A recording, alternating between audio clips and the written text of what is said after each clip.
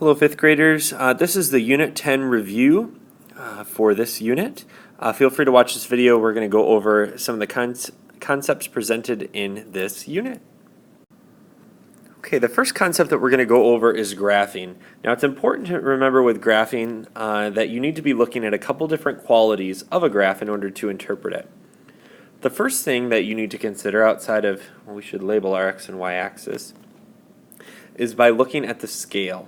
On the review guide, there was a really good question about coins that were collected.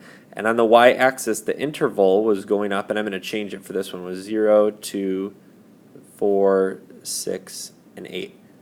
First off, having that consistent scale is so key because it makes our graph, our line, consistent when we draw it. But when we look at the label for the y-axis, this was labeled hundreds of coins. Pardon my kind of messy handwriting there. The number of coins. So hundreds of coins. So this doesn't represent 2, this actually represents 200.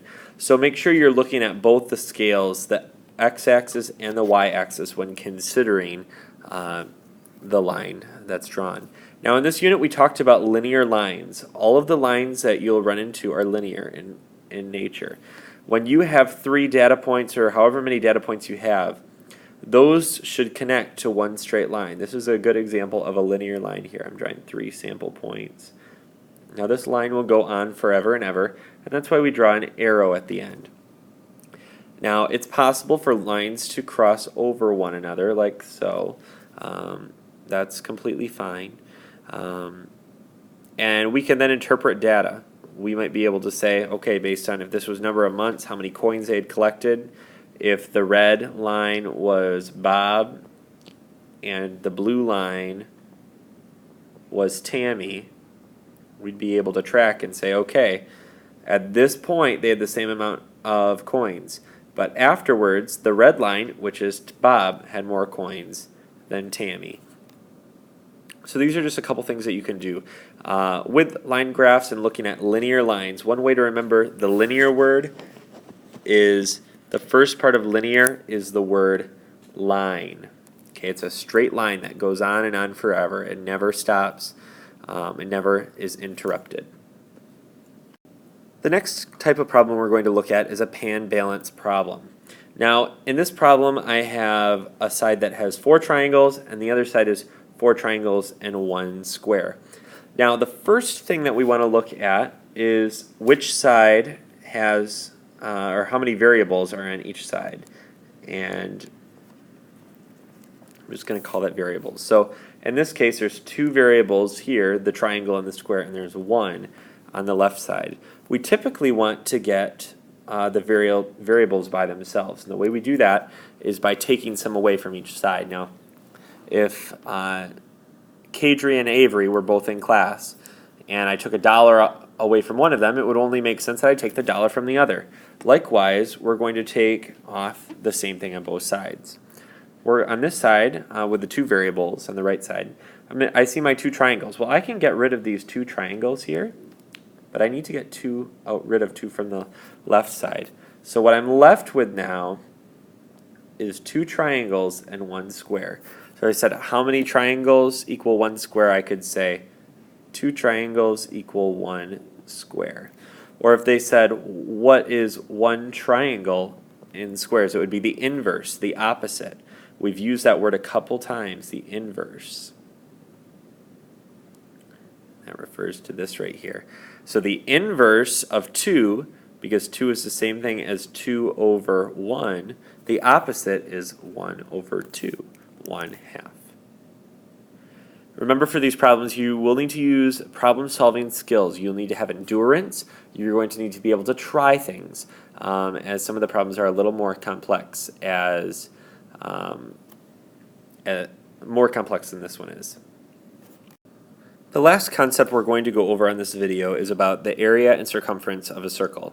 Remember, the word circumference is a synonym meaning the same thing as perimeter. It's the outside distance around. So we measure that in units such as centimeters or inches, feet, miles, etc. However, area is the whole area on the inside, the space inside of a shape. And that we use centimeters squared or feet squared, etc. I'm going to just write an example for that just so you remember. You don't get the two confused.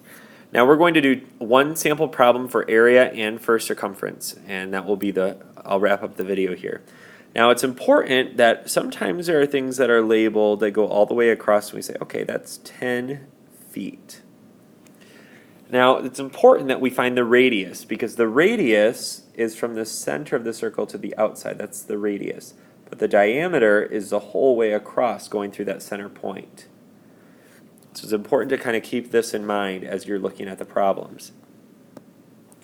So let's look at this here. Now the area is, for area we use the formula pi times r squared.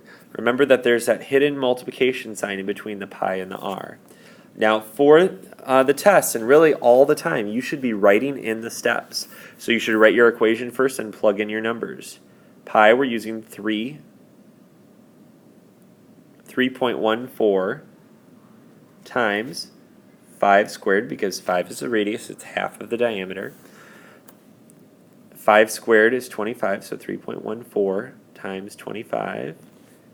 And if I pull out my calculator, 25 times 3.14 is 78.5 feet. Now because we're dealing with area, it's feet squared, don't forget that. The second part, the circumference, we write the formula, 2 pi r. Plug in my numbers, 2 times 3.14 times 5, which is the radius.